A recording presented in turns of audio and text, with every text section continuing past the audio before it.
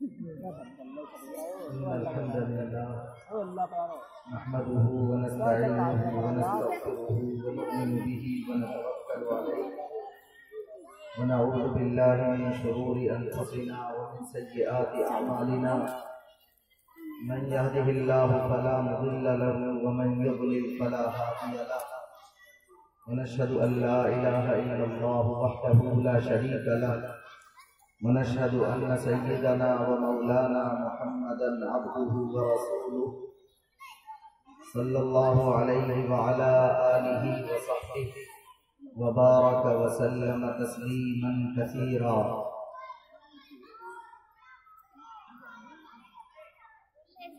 أما بعد فأعوذ بالله من الشيطان الرجيم. بسم الله الرحمن الرحيم.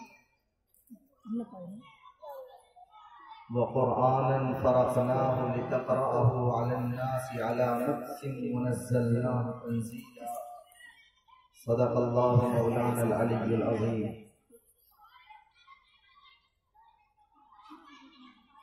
وقال سيدنا محمد صلى الله عليه وسلم: خيركم من تعلم القرآن وعلمه، أو كما قال عليه الصلاة والسلام. الشريف. اللهم صل على محمد وعلى آل محمد كما صليت على إبراهيم وعلى آل إبراهيم إنك حميد مجيد. اللهم بارك على محمد وعلى آل محمد كما باركت على إبراهيم وعلى آل إبراهيم إنك حميد مجيد. اسٹیج پر تشریف فرما استاد محترم حضرت مولانا مفتی ذوالفقار علی صاحب دامت برکاتہم اور دیگر حضرات علماء کرام اور نہایت محبتوں کے قابل بزرگوں اور بھائیوں، سب سے پہلے اس اعتراف کا اظہار کہ بلایا جاتا ہے یقیناً کچھ نہ کچھ باتیں کرنے کے لیے، لیکن صورتحال ایسی عامتاً میرے ساتھ یہاں ہوتی ہے کہ استاذ محترم کی موجودگی میں کچھ کہنا رہتا ہے. میں ضرور کچھ نہ کچھ عرض کروں گا انشاءاللہ، لیکن آپ کے سامنے اس احساس کا اظہار کرنا چاہتا ہوں کہ حضرت مفتی صاحب جنہوں نے نام پکار کر مجھے یہاں اس کرسی پر اپنے سامنے بٹھایا ہے، مجھے یاد آتا ہے کہ جب میں تقریر سیکھ رہا تھا تو حضرت مفتی صاحب دامت برکاتہم اردو کی کتاب پر بھی مجھے زبر زیر لگا کر دیا کرتے. یہ آج تک مجھے یاد ہے، اسی طرح جیسے یہ واقعہ آج میرے ساتھ ہو رہا. اور ساری دنیا جانتی ہے کہ اولاد کا پورا وجود ماں باپ کے لیے اور شاگرد کا پورا وجود اپنے استاد کے لیے سراپا دعا ہوتا ہے. اللہ پاک ہم سب کو اپنی بارگاہ میں قبول کرے اور حضرت اساتذہ کرام کو ہم سب کی طرف سے بہت بہت جزائے خیر عطا کرے.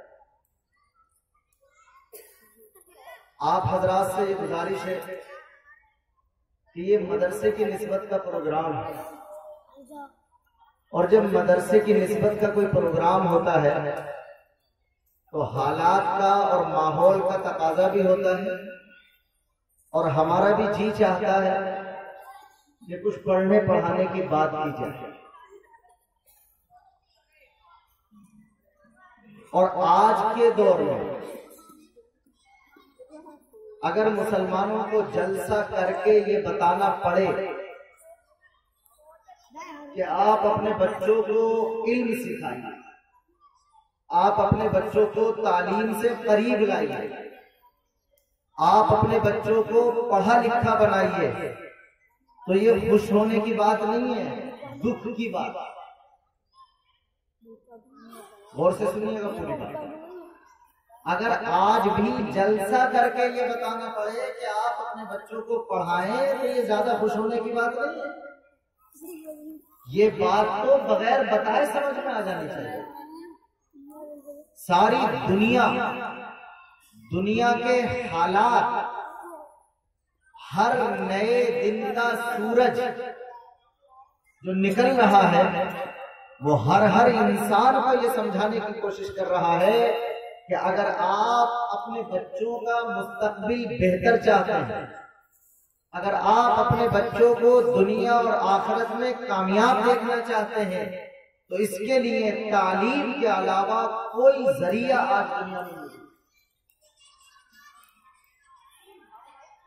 اگر مجبوری ہے کہ آج بھی جلسے میں یہی باتیں بتانی پڑتی ہیں، اس سے آگے کی باتیں بتائی جانی چاہیے تھی، اس سے آگے کا ذکر ہونا چاہیے تھا۔ اور کئی مرتبہ نوجوانوں سے جب بات ہوتی ہے تو نوجوان ناراض ہو جاتے ہیں اور وہ یہ کہتے ہیں کہ دنیا کہاں سے کہاں پہنچ گئی، آپ آج بھی وہی پرانی باتیں بتاتے رہتے ہیں۔ تو نوجوان بھائی اگر اس مجمع میں موجود ہوں تو میں ادب کے ساتھ گزارش کروں گا، ہمارا بھی جی چاہتا ہے بہت سی آگے کی باتیں بتانا، ہمارے دل کا بھی تقاضا ہوتا ہے کہ آگے کی باتیں کی جائیں، دنیا کے حالات پر تبصرہ کیا جائے اور کوئی بڑی بات آپ کے سامنے رکھی جائے۔ لیکن صورتحال یہ ہے کہ اگر درخت کی شاخوں کے بارے میں تو بات ہو رہی ہو اور درخت کی شاخوں پر آنے والے پھل کے بارے میں بات ہو رہی ہو کہ کون سا اسپرے کیا جائے گا تو کلر اچھا آ جائے گا آم پر، کون سا اسپرے کیا جائے گا تو یہ سیب سرخ ہو جائے گا، اس پر اگر بات کی جائے لیکن درخت تک پانی پہنچانے کی کوشش نہ کی جائے تو آپ ساری رات درخت کے پھل پر بات کرتے رہیے، کوئی فائدہ ہونے والا نہیں ہے، اس لیے کہ درخت کی جڑ کو پانی نہیں ملتا۔ تو جب ہم یہ صورتحال دیکھتے ہیں تو پھر وہی پانی دینے کی بات کرنا شروع کر دیتے ہیں۔ ہماری مجبوری ہے، اگر درخت کو پانی مل گیا، درخت کو پورا سیراب کر دیا گیا اور ہم جڑ کی طرف سے مطمئن ہو جائیں کہ ہماری جڑ مضبوط ہے، اسے پانی مل رہا ہے، تو ہم ہی پھر شاخوں کی باتیں بھی کریں گے، ہم ہی پھر ہلکے اسپرے کی بات بھی کریں گے، ہم ہی پھر اچھے کیمیکل کی بھی بات کریں گے۔ لیکن ابھی تو ہم یہ دیکھتے ہیں کہ جڑ کو تر کرنے والا پانی ہی نہیں ملا، تو مجبوراً ہم دوبارہ سے جب بھی آتے ہیں پانی ہی کی بات کرتے ہیں۔ اس لیے جتنے لوگ یہاں پر بیٹھے ہیں یہ اچھی طرح سمجھ لیں، اگر سمجھ رکھا ہے تو اپنی زندگی کو اسی طرح ترتیب دینے کی کوشش کریں، اور اگر نہیں سمجھ رکھا تو اس طالب علم کے کہنے سے جس کو آپ نے یہاں پر بٹھایا ہے اس کو مان لیں اور اپنے دل میں بٹھا لیں، گرہ باندھ لیں۔ وہ دور چلا گیا جب لاٹھی ڈنڈے سے کہانیاں آگے بڑھا کرتی تھی، اب اگر کسی کو پیچھے کر کے آپ خود آگے بڑھنا چاہتے ہیں یا آپ اپنے بچوں کو دنیا میں آگے بڑھتا ہوا دیکھنا چاہتے ہیں تو ہمیشہ یاد رکھیے ایک ہی ذریعہ اور ایک ہی ہتھیار ہے، تعلیم تعلیم تعلیم۔ اس کے علاوہ نہ دنیا کے اعتبار سے ترقیات مل سکتی ہیں اور نہ آخرت کے اعتبار سے ترقیات مل سکتی ہیں۔ اگر مجھے یہ اندازہ لگے کہ آپ غور سے سن رہے تو میں قرآن کی ایک آیت سمجھاؤں گا۔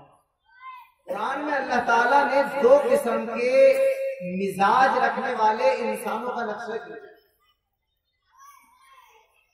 بعض انسان ایسے ہیں جن کے بارے میں اللہ کا قرآن یہ وضاحت کرتا ہے کہ انہیں سب دنیا کی پڑی رہتے ہیں، ہمیشہ دنیا کے چکر میں پڑے رہتے ہیں، ہمیشہ دنیا کی فکر میں رہتے ہیں، رات دن صبح شام دوپہر ہر وقت بات کریں گے تو دنیا کی، سوچیں گے تو دنیا کو، غور کریں گے تو دنیا پر، ٹائم لگائیں گے تو دنیا پر، ہر وقت ان کی ساری فکر دنیا کے لیے رہتی ہے۔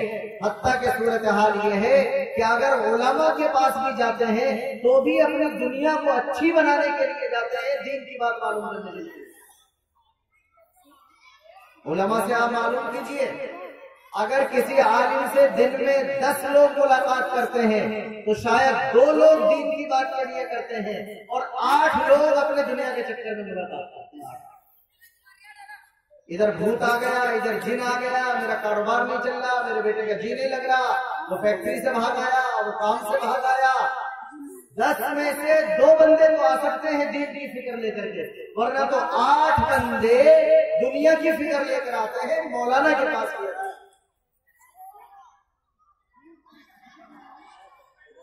اس مزاج کو سمجھنے کی کوشش کیجیے جو میں آپ کو سمجھانا چاہتا ہوں. اللہ نے قرآن میں ایسے لوگوں کا نقشہ کھینچا ہے جن کی ساری فکر دنیا کے لیے ہوتی ہے. ایک خاص پس منظر ہے، خاص واقعات ہے، حج کا بیان ہوا ہے، اور اس کے بعد اللہ تعالیٰ اس مزاج کو سمجھاتے ہوئے کہتا ہے فَمِنَ النَّاسِ مَن يَقُولُ رَبَّنَا آتِنَا فِي الدُّنْيَا وَمَا لَهُ فِي الْآخِرَةِ مِنْ خَلَاقٍ. کہ بعض لوگ وہ ہیں کہ اگر اللہ سے بھی مانگنے کی توفیق ہوتی ہے تو دعا کے لیے اگر ہاتھ اٹھاتے بھی ہیں تب بھی ان کی زبان پر دنیا دنیا آتی ہے، دین کی بات آ جائے. کیا کہتے ہیں؟ ربنا آتنا فی الدنیا، اے اللہ ہماری دنیا کر دے ٹھیک، ہماری دنیا ٹھیک کر دے، ہمیں دنیا چاہیے. بلکہ ٹھیک کا لفظ بھی میں نے بول دیا. اس آیت کا اصل مطلب ہے دنیا دنیا دنیا دنیا، بس ٹھیک کا لفظ نہیں ہے. دنیا آ جائے، حلال آئے حرام آئے، جائز آئے ناجائز آئے، انصاف کر کے آئے ظلم کر کے آئے، دنیا. ایک مزاج اللہ پاک نے قرآن میں ایسے لوگوں کو بھیا جان کے سن رہے، ان لوگوں کا ذکر کیا تو ایسا لگا جیسے کہ اللہ تعالیٰ ان کے مزاج کی برائی بیان کرے، اس لیے کہ آخر میں لفظ لگایا وَمَا لَهُ فِي الْآخِرَةِ مِنْ خَلَاقٍ. ایسے لوگ تو دنیا کے چکر میں پڑے ہوئے، آخرت میں تو ان کا کوئی حصہ نہیں. تو یہ وہ لوگ ہیں جن کے مزاج پر دنیا غالب ہے.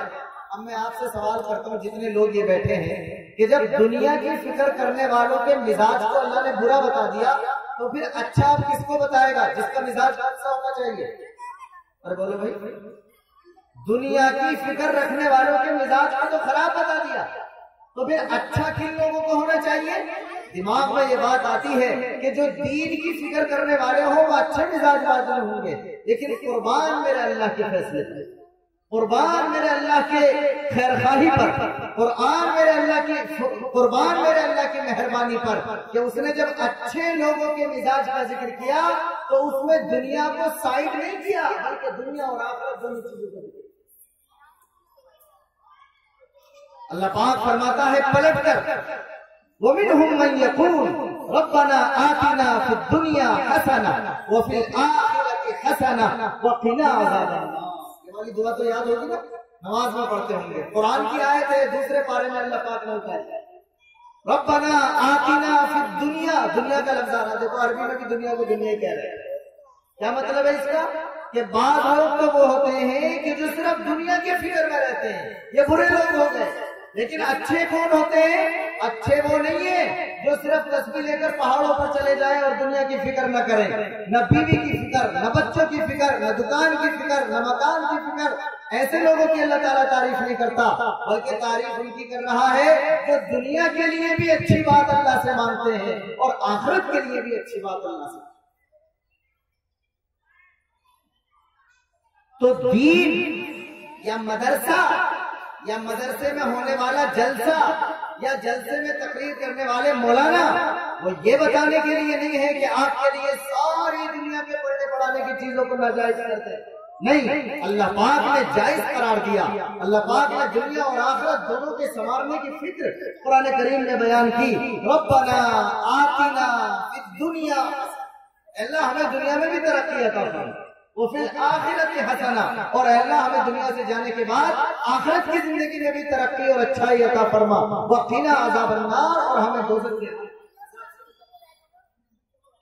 میرے 15 منٹ لگے اور بات آپ سے ابھی ایک کہی ہے، اور وہ یہ کہی ہے کہ آج یہ خاص وقت ہے یہ سمجھنے کا کہ ہم اگر دنیا کے اعتبار سے ترقی چاہتے ہیں اور آخرت کے اعتبار سے کامیابی چاہتے ہیں تو اس کا ایک ہی ذریعہ ہے، اس کا ایک ہی ہتھیار ہے کہ اپنے بچوں کو اعلیٰ درجے کی تعلیم دلا کر اس دنیا سے دلائیں گے کہ نہیں دلائیں گے انشاءاللہ. تعلیم کے علاوہ کوئی چیز نہیں ہے آج ہمارے پاس. اور دنیا کا مزاج اللہ پاک نے کیسے بنایا آپ جانتے ہیں؟ دنیا کا مزاج اللہ پاک نے ایسا بنایا ہے کہ ہر آدمی آگے بڑھنا چاہتا ہے. دنیا میں ریس لگی ہوئی ہے، ریس. ہر آدمی آگے بڑھنا چاہتا ہے کہ نہیں چاہتا؟ پڑوسی سے اچھا مکان چاہتا ہے، دوست سے اچھی موٹر سائیکل چاہتا ہے، برابر والے سے اچھا موبائل چاہتا ہے. کیوں؟ اس لیے کہ اللہ نے آگے بڑھنے کا جذبہ ہماری مشین میں رکھا. آگے بڑھنے کا جذبہ اللہ پاک نے انسان کی مشین میں رکھا ہے، اور جو چیز مشین میں ہوتی ہے وہ ہر حال میں رہتی ہے، وہ کبھی ختم نہیں ہوتی. جیسے اللہ تعالیٰ نے ہماری مشین میں غصہ رکھا، غصہ. اب اگر کوئی صاحب یہ کہ میرے اندر تو غصہ ہی نہیں ہے، جھوٹ بولنا ہے غصہ تو، اس لیے کہ جو چیز مشین میں ہے وہ رہے گی. اللہ تعالیٰ نے ہماری مشین میں محبت کا جذبہ رکھا ہے، تو آپ یہ تو کہہ سکتے ہیں کہ میں صحیح جگہ محبت کرتا ہوں، غلط جگہ نہیں کرتا. آپ یہ تو کہہ سکتے ہیں کہ میں صحیح جگہ غصہ کرتا ہوں، غلط جگہ نہیں کرتا. لیکن آپ یہ نہیں کہہ سکتے کہ میرے اندر نہ محبت ہے اور نہ غصہ. جو چیز اللہ تعالیٰ مشین میں رکھ دیتا ہے وہ تو اس کے اندر ہے. تو جیسے اللہ تعالیٰ نے ہماری مشین میں غصہ رکھا ہے، اللہ نے ہماری مشین میں محبت کا جذبہ رکھا ہے، ویسے ہی اللہ تعالیٰ نے ہر انسان کے اندر آگے بڑھنے کا جذبہ رکھا. ہر شخص ایک دوسرے سے آگے بڑھنا چاہتا، ہر جگہ آگے بڑھنا چاہتا ہے. آپ دیکھتے ہیں موبائل اور موٹر سائیکل کی بات نہیں ہے. اسکول میں آپ میں سے جو پڑھے ہیں یا پڑھتے ہیں بچے، آپ انہیں جانتے ہیں کہ ہر بچہ یہ چاہتا میرا نمبر زیادہ ہے. کیوں؟ دوسرے والے کو پیچھے چھوڑ دوں، میں آگے بڑھ کے چلا جاؤں. اور تو اور کھیل میں بھی آگے بڑھنا چاہتا، جیتنا چاہتا ہے. کشتی کا مقابلہ ہو رہا ہو تو اس میں آگے بڑھنا چاہتا ہے، دوڑ لگ رہی ہو تو اس میں آگے بڑھنا چاہتا ہے. ہر چیز میں اللہ تعالیٰ نے آگے بڑھنے کا جذبہ. بلکہ میں مثال دیتا ہوں کہ اگر یوں ہی آپ یہاں سے گاؤں سے بائک لے کے نکل گئے، موٹر سائیکل، اور آپ آرام سے 80 کی رفتار سے چل رہے ہو، کوئی پریشانی نہ ہو رہی ہو، لیکن سامنے سے آگے تھوڑا چلے تو ایک موٹر سائیکل اور جا رہی ہے. نہ آپ اسے جانتے کہ وہ کون آدمی ہے، نہ وہ جانتا کہ آپ کون آدمی ہے، نہ آپ کی اس سے شرط لگی ہے، نہ آپ کی اس سے کوئی ریس لگی ہے، نہ آپ کی اس سے کوئی بات ہوئی ہے، پھر بھی پتہ نہیں اس کے قریب جا کے کیا ہو جاتا، بلا وجہ ریس دے رہے آدمی اور آگے نکل جاتا. یہ مثال تو سب کو سمجھ میں آ گئی نا آسانی سے. یعنی اس سے کوئی شرط، بھائی اگر شرط لگی تھی تو بڑھ جائے گا، لیکن جب کوئی شرط نہیں لگی تو آگے کیوں بڑھ رہا. لیکن ہمارا تجربہ یہ ہے بغیر شرط لگائے بھی بلا وجہ آگے بڑھنے کا جذبہ پیدا ہو جاتا. اور آپ جب آگے نکل گئے، وہ آرام سے کچھ نہ کچھ سوچتا ہوا جا رہا تھا، وہ آپ کو آگے نکلتے ہوئے دیکھتا تو اچھا آگے نکل گیا، وہ بھی پھر مانے گا زور سے، وہ اور آگے نکل گیا. اب تو سمجھ میں آ گئی بات. دنیا کا مزاج اللہ پاک نے ایسا بنایا ہے کہ ہر آدمی آگے بڑھنا چاہتا ہے. تو آگے بڑھنا چاہتے ہیں کہ نہیں بڑھنا چاہتے؟ اپنی اولاد کو آگے بڑھانا چاہتے ہیں کہ نہیں آگے بڑھانا چاہتے؟ اپنی اولاد کو اگر آگے بڑھانا چاہتے ہو میرے بزرگوں بھائیوں، تو میں یہ دل نکال کے آپ کے سامنے نہیں رکھ سکتا، اپنے گلے کی طاقت لگا رہا ہوں اور دل کے جذبے سے کہہ رہا ہوں کہ اگر ضرورت پڑے تو فاقے کی زندگی گزار دینا، لیکن بچوں کو بغیر پڑھائے لکھائے نہیں. فاقہ کرنا پڑے تو کر لینا، اس سے زیادہ بڑی اور کوئی بات نہیں کہہ سکتا. اگر فاقہ بھی کرنا پڑے تو کر لینا، لیکن بچوں کو پڑھائے لکھائے بغیر دنیا سے. آپ مزدور ہیں، کوئی بری چیز تھوڑی ہے، حلال کمائیے، شوق سے کیجیے، محنت کیجیے، خوب کمائیے اور اپنے بچوں کے لیے پرورش کا نظم کیجیے، اپنے بچوں پر خرچ کیجیے. جو آدمی گاڑی چلا رہا ہے، بگی چلا رہا ہے، محنت سے چلائے. جو کھیتی کر رہا ہے محنت سے کرے، جو رکشہ چلا رہا ہے محنت سے چلائے، جو دنیا کا کوئی بھی کام کر رہا ہے خوب محنت سے کرے، خون پسینہ بہائے اور اپنے بچوں کو حلال روزی کمائے. لیکن اس کے ساتھ ساتھ یہ ارادہ کرے، اس کے ساتھ ساتھ یہ پختہ ارادہ کر لے، ساری طاقت لگا دے، فاقے گزار لے. میں تو رکشہ چلا رہا ہوں لیکن میرا بیٹا رکشہ نہیں چلا، میں تو بگی چلا رہا ہوں لیکن میرا بیٹا بگی نہیں چلائے گا. میں تو مزدوری کر رہا ہوں لیکن میرا بیٹا مزدوری نہیں کرے گا، بلکہ میں رکشہ اگر چلا رہا ہوں میں پوری محنت کر کے اپنے بچوں کو ویسا کامیاب بنا کر اور ایسا پڑھا کر کے جاؤں گا کہ وہ آفس میں بیٹھ کر قلم چلائے گا اور اس کے قلم کے ذریعے سے اللہ تعالیٰ کریں گے انشاءاللہ. نہیں کریں گے. بڑھنا چاہتے ہیں آگے نہیں بڑھنا چاہتے؟ دیکھو اپنوں سے کہنے میں کیا حرج ہے. یقین جانیے جو دوسرے ہیں انہوں نے تو یہ طے کر رکھا ہے کہ وہ ہم سے رکشہ ہی چلوانا چاہتے.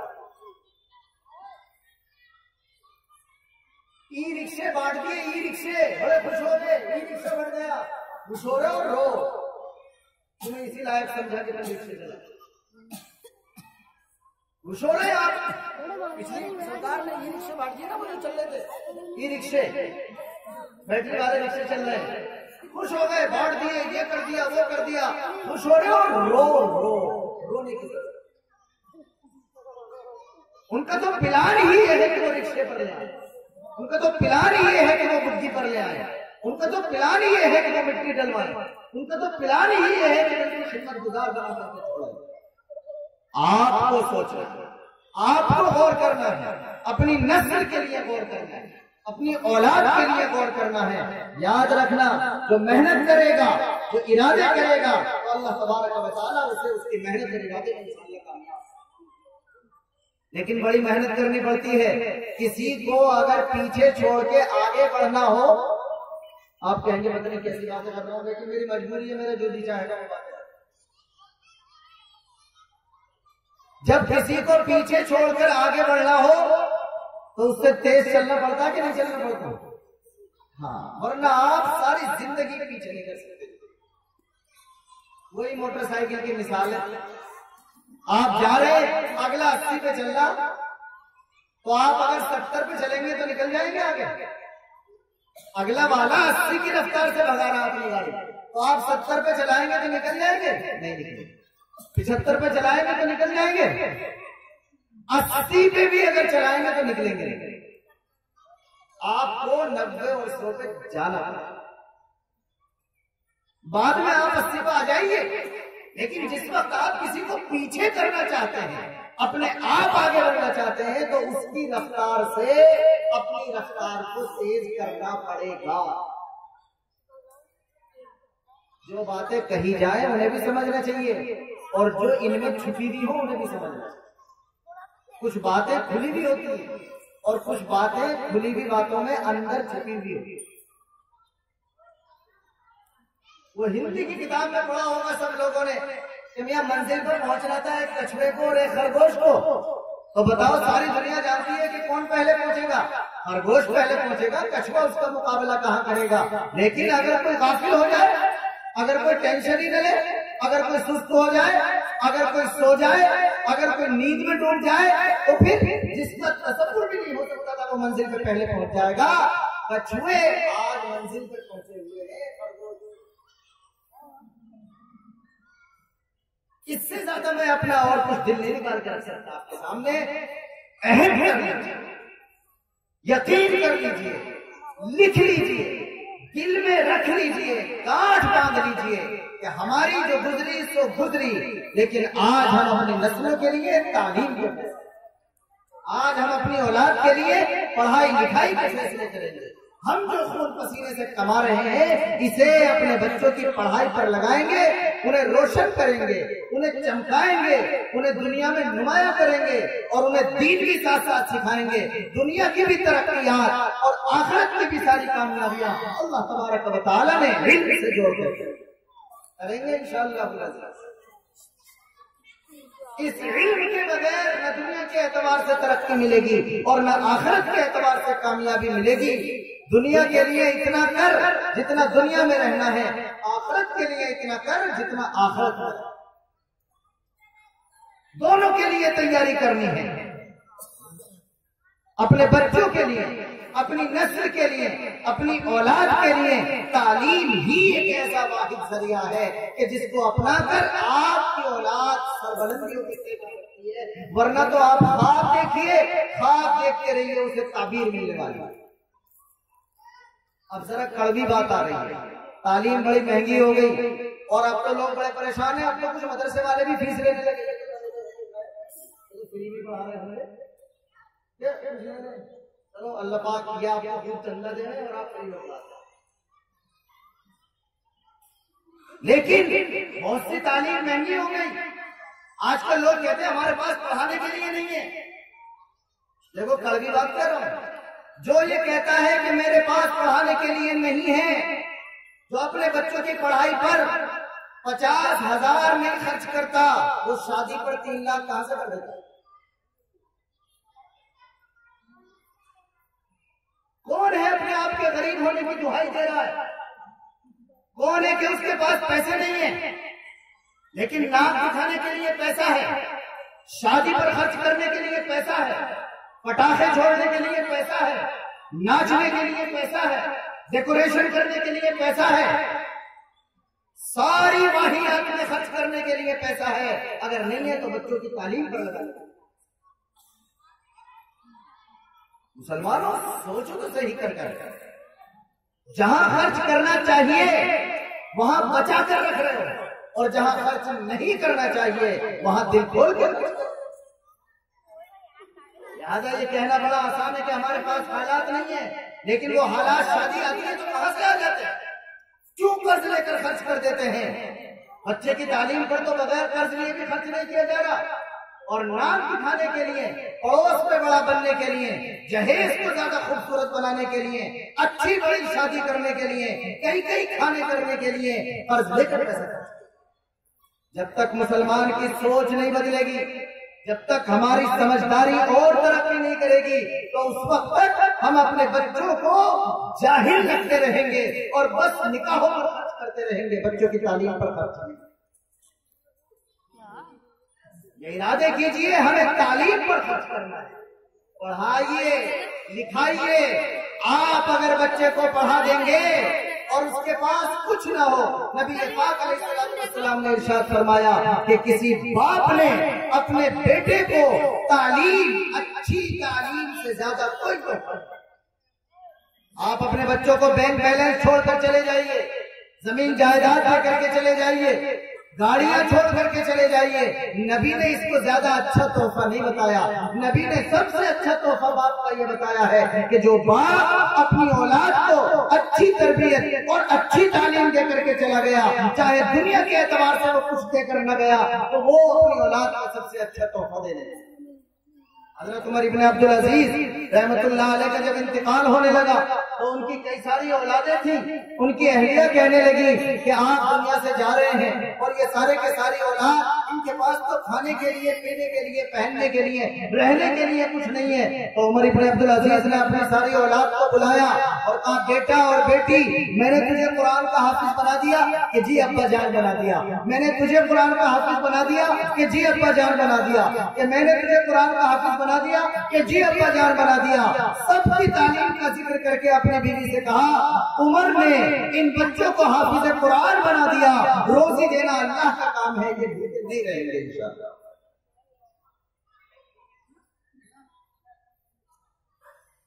ساری دنیا کی چیزیں دینے کی فکر کی جا رہی ہے، لیکن تعلیم اپنی اولاد اور نسل کو دینے کی۔ یہ ایک ہی بات کر رہا ہوں میں آپ سے، اور وہ یہ ہے کہ آج دنیا کے اعتبار سے ترقیات کا اور آخرت کے اعتبار سے کامیابی کا جو سب سے بڑا ذریعہ ہے وہ علم ہے، وہ تعلیم ہے۔ آج اس بات کا ہمیں فیصلہ لینا ہے۔ میں اس امید کے ساتھ یہاں سے اٹھنا چاہتا ہوں کہ جتنے لوگ یہاں پر موجود ہیں وہ یہ تہیہ کریں گے، وہ یہ عزم کریں گے، وہ یہ پختہ ارادہ کریں گے کہ ہم جس جگہ کھڑے ہیں وہاں محنت کر کے ہم کمائیں گے اور اپنے بچوں پر خرچ کریں گے، لیکن اپنے بچوں کو انشاءاللہ اعلیٰ درجے کی تعلیم دلانے کی پوری کریں گے انشاءاللہ۔ ایک بات ہو گئی میری پوری۔ دوسری بات یہ ہے، پڑھائیں گے کیا؟ دنیا میں پڑھانے کی تو بہت ساری چیزیں، کچھ بھی سکھائیے، کچھ بھی پڑھائیے، بے شمار چیزیں اللہ پاک نے پڑھانے کی اور سکھانے کی رکھی ہیں۔ غور سے سننا اس بات کو، کسی چیز کے پڑھنے پڑھانے کو ہم ناجائز نہیں بتلا رہے۔ چند چیزیں ناجائز ہوتی ہے ورنہ تو اکثر چیزیں جائز ہیں۔ کیا ناجائز ہوتا ہے؟ جیسے جادو ناجائز ہے، بلا وجہ جادو سیکھ کے پھر رہے ہیں آپ، لوگوں کو جدا کر رہے ہیں، لوگوں میں نفرتیں کرا رہے ہیں، لوگوں کی جان مال عزت آبرو سے کھیل رہے ہیں، ناجائز ہے، حرام۔ ٹوٹ کے کرنا، جادو ٹونا کرنا، اختلافات کرانا، عملیات کے ذریعے سے دشمنیاں پیدا کرنا ناجائز ہے۔ باقی ڈاکٹر بننا جائز ہے، انجینئر بننا جائز ہے، اور آپ کے مکینک بننا جائز ہے، دنیا کی بے شمار چیزیں ہیں جائز ہے۔ ارے بھائی اگر یہ ساری چیزیں نہ ہوں گی تو پھر کیسے کام چلے گا دنیا کا؟ تو ہم ناجائز نہیں بتا رہے، لیکن یاد رکھنا دنیا کی جتنی چیزیں بھی سیکھنے سکھانے کی ہیں ان کا مزاج الگ الگ۔ کیا ہے ان کا مزاج؟ ان کا مزاج یہ ہے کہ ایک آدمی سیکھ لے تو سینکڑوں کا کام چل جائے۔ ارے بھائی سمجھ میں آ رہی بات؟ ایک آدمی سیکھ لے تو سینکڑوں کا کام چل جاتا۔ دنیا کی ساری چیزوں کو اللہ پاک نے ایسا بنایا ہے کہ ایک آدمی اگر سیکھ لے تو سینکڑوں کا کام چلے گا۔ مثال سے سمجھانا پڑے گا۔ ارے بھائی ایک آدمی موبائل ٹھیک کرنا سیکھ گیا اور اس نے محلے میں آ کر کے دکان کھول لی، تو بتاؤ پورے محلے اور پورے گاؤں کے موبائل ٹھیک ہو جائیں گے کہ نہیں؟ اب آپ کہیں نہیں ہم تو سب کو موبائل ہی ٹھیک کرنا سکھائیں گے، تو پاگل ہو گیا کیا؟ ایک ہی چیز سب کو سکھائی جائے گی تو دنیا کا نظام گڑبڑا جائے گا۔ دنیا کا نظام اللہ پاک نے ایسا بنایا ہے کہ کچھ موبائل ٹھیک کرنے والے ہو، کچھ موبائل ٹھیک کرانے والے ہو۔ سنیے اچھی طرح، یاد رکھیے، دل میں بٹھائیے، دنیا کی ساری چیزیں اللہ پاک نے ایسی بنائی ہے کہ ایک آدمی اگر سیکھ لے تو سینکڑوں کا کام۔ ایک آدمی میڈیکل کر لے، سیکھا جائے، بی فارما کر کے آ گیا میڈیکل کا، اسے لائسنس مل گیا، میڈیکل کر گیا، اس کا سب کو دوائی مل جائے گی۔ ایک آدمی بی او ایم ایس کر کے آ گیا، ایم بی بی ایس بن گیا، ڈاکٹر بن گیا، اس نے گاؤں میں آ کر کے کلینک کھول لیا، سب کی نبض دیکھ جائے گی، بخار ہے کہ نہیں ہے پتہ چل جائے گا۔ ایک آدمی راج مستری بن جاتا ہے، مکان بنانا سیکھ لیتا ہے تو سینکڑوں لوگوں کے مکانات بن جاتے ہیں۔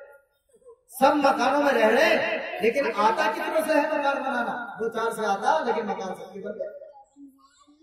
اب تو سمجھ میں آ گئی پوری بات۔ دنیا کی جتنی بھی چیزیں ہیں وہ ہماری ضرورت کی چیزیں ہیں، اور ضرورت کی چیزوں کا انکار نہیں کیا جا سکتا۔ ضرورت کی چیزوں کو سیکھنا پڑتا ہے، ضرورت کی چیزوں سے کام نکالا جاتا ہے، ضرورت کی چیزوں سے کام لینا پڑتا ہے۔ کئی لوگ تو بیچارے جن کا مولویوں سے تعلق نہیں ہوتا، وہ تو یہ سمجھتے ہیں ان کے پاس مت بیٹھو، اس لیے کہ یہ تو پتہ نہیں کیا کیا ناجائز بتا دیں گے۔ یہ دھوکہ ہے میرے بھائی، دھوکہ۔ نوجوانوں یہ دھوکہ ہے۔ کبھی آ کر کے تو بیٹھو، جتنا تو ہمیں بتائے گا اس سے آگے کی نہ بتاویں تو بات ہے۔ اپنی لائن کی نہیں، تیری لائن والے میں تجھ سے آگے کی بتائیں گے انشاءاللہ۔ اس لیے کہ یاد رکھنا، جو بچہ قرآن پڑھے گا، اللہ کی کتاب سمجھے گا، اس کے دماغ کا کوئی مقابلہ نہیں۔